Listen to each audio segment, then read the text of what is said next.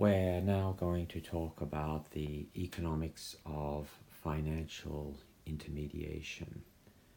And the fundamental question is, what value to the real economy arises from the financial sector, and what are the problems in financial intermediation, and what's the future look like?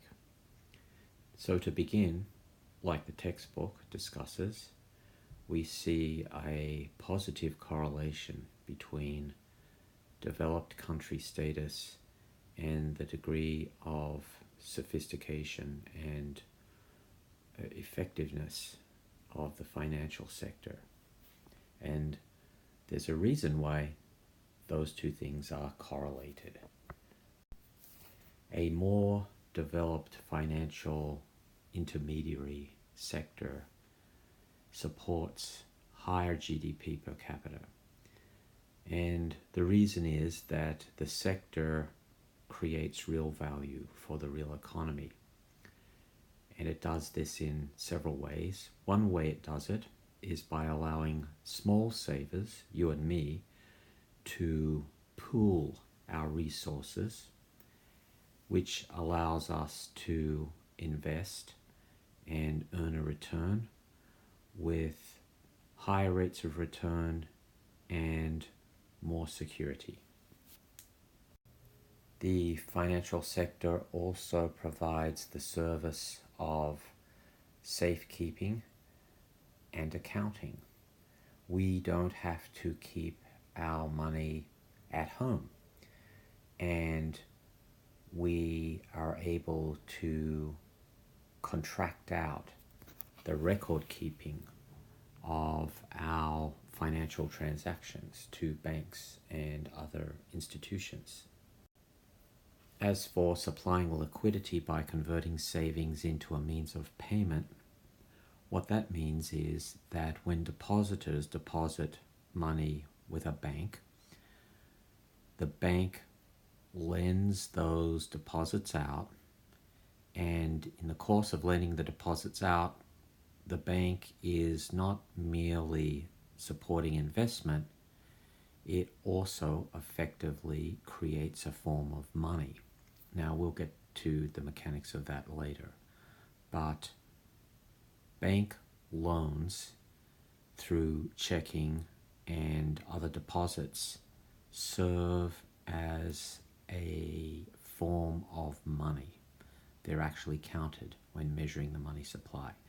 And as I think we all understand, money as the means of payment is essential for trade, and trade is essential for specialization, and without specialization you don't have prosperity, you don't have growth.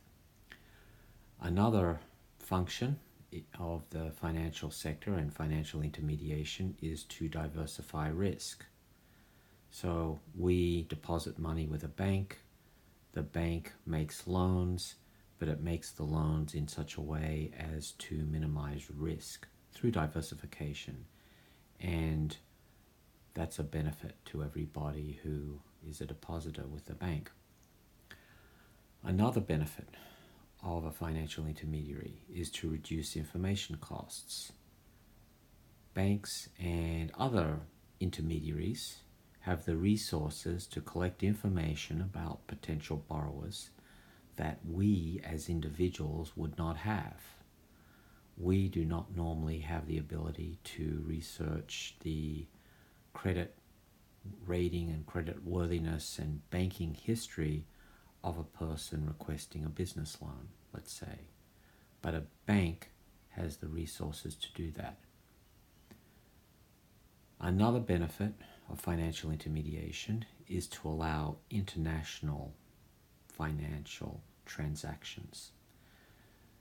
So, for example, a country wishes to build a bridge or a highway. Maybe it's a very big project. Maybe the country is too small to generate the sort of loans necessary, in which case it's able to borrow internationally, borrow money from big international financial institutions who are able to monitor and supply financing. Since we're talking about banking, let's take a second to reflect a little bit on the history of banking, and probably the most famous banking family and creator of many things we use today are the Medici from the city of Florence. And as it so happens, there is a television series being produced about them, and it stars Rick Madden from Game of Thrones. And this family was very innovative and influential in developing banking and making the city of Florence the shining star of the Renaissance that it turned out to be. Now, George Akerlof is famous as an economist for tackling and writing about the question of asymmetric information. One of the problems with banking and finance is information, and it is not, as you might think, simply lack of information. Surprisingly, the more serious problem is an imbalance of information between a borrower and a lender, or a buyer and a seller. If a buyer and a seller, or a borrower and a lender, are both equally ignorant, the market can handle that problem without any trouble at all. But if a buyer and a seller, or a lender and a borrower, have differing levels of information, that can impede the ability for the market to function. And in fact, it's possible a market may not be able to exist if the asymmetric information problem is too severe. Now, George Akerlof demonstrated this phenomenon with a very simple model he wrote about, and he used the concept of a used car market where the sellers of used cars knew whether their car was a lemon, a dud, or a peach, a good quality automobile. Buyers of used cars could not tell the difference. They had not had experience with a particular automobile. So from the perspective of a buyer, all the used cars have an equal level of risk.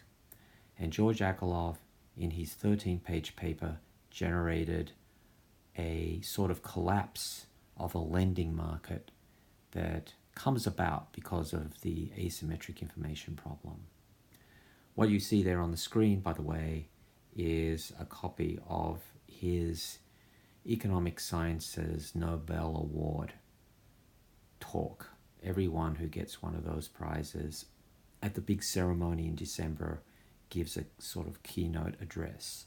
And his speech, his talk, which is on the web and freely available, is quite a nice, clear explanation of how he came to do what he did and write about what he wrote about. And he has a nice big picture description of the development of economics, information economics, and macroeconomics. By the way, since we're talking about asymmetric information and the viability of a market, I don't know if you've ever noticed the incongruity that it is relatively easy to get car insurance, but difficult to get other forms of insurance like health insurance. Well, the explanation for that is asymmetric information. In the case of car insurance, the insurance company has really good data on the probability of a car accident. And you, the car owner, really have no secret information that's very relevant about your probability of getting into an accident. After all, half the time accidents are caused by other people. So the car insurer and you, the car owner, are able to agree on a mutually acceptable rate of insurance payments. So that's why car insurance is pretty straightforward and can be left to the market. Now, in the case of health insurance, there's a potentially very serious asymmetric information problem. Let's suppose you have just been diagnosed with a potential severe illness that will not manifest itself until a couple of months in the future. You go to get private health insurance. You have an information advantage. You know that the probability of needing major medical services is much higher than the health insurer can know. So this really messes up the health insurance market. The reason why health insurance is such a difficult problem and cannot simply be left to the market to sort out in an efficient way, a lot of that has to do with the asymmetric information problem. By the way, let me flip back to used cars. One solution to the asymmetric information with used cars is, perhaps you've noticed, some car dealers will certify the used cars they sell. They'll guarantee that the used car will be good quality for a certain number of years, and if there's a problem, they promise to cover that cost. They're trying to mitigate the asymmetric information problem for the buyer, and thereby making the buyer of a used car more willing to pay a higher price. One solution to the problem of asymmetric information is the use of collateral. A potential lender will be reassured that a potential borrower will be a good risk if the potential borrower is willing to put down some collateral that would be forfeit in the event of a default. And this collateral solution is an important component of how the so-called shadow banking system works and has worked. The shadow banking system, in short, is a system of borrowing and lending and institutions that facilitate this, but this activity is not regulated and it's not guaranteed by the government or the Fed or anybody else official. So the question of risk looms very large within this shadow banking world, and collateral has emerged as particularly significant in this sort of universe. We'll be talking about collateral and shadow banking in a future chapter, but I'll just give a short preview. One of the reasons the financial crash was so severe was that there was a problem with the collateral within the shadow banking system. The shadow banking system was using mortgage-backed securities and mortgage-backed derivatives of those securities as a form of collateral, a form of guarantee that helped make the whole thing work. Now, when the housing bubble crashed, the collateral that guaranteed transactions based on mortgage-backed securities now became less valuable, it became less sure. without the collateral, trust between shadow banking institutions evaporated, which contributed to the severity of the crash. Now, that's getting ahead of where we are right now, but I just want to emphasize that innocuous word collateral, which in the regular world of banking isn't particularly exciting or strange, is actually quite an important part of the story of why we had a financial crash. And The Economist, as you see there, did a story back in February about how the shadow banking system works, and I'd recommend that Economist article to you because it gives in a very clear way a description of what we mean by shadow banking. Asymmetric information is not the only kind of information problem. Another type of information problem is called moral hazard. Moral hazard is a situation where you have a principal and an agent. The agent is somebody who is working on behalf of the interests of the principal. So for example, if you were trying to sell your house, you would be the principal and the real estate agent you used would be your agent. Now here's what moral hazard means. It doesn't necessarily mean somebody doing something illegal or even immoral, actually. But what it could mean is the real estate agent is not trying very hard to get you the very best price for your house.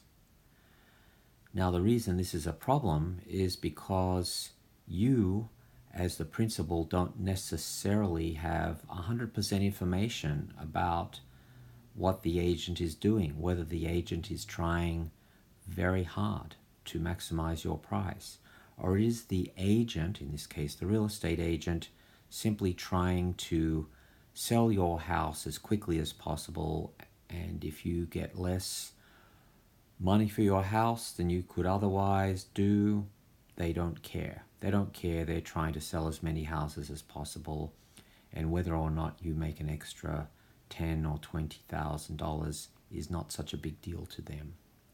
So that's moral hazard, principal, and agent. It's in a way a little bit, again, asymmetric information.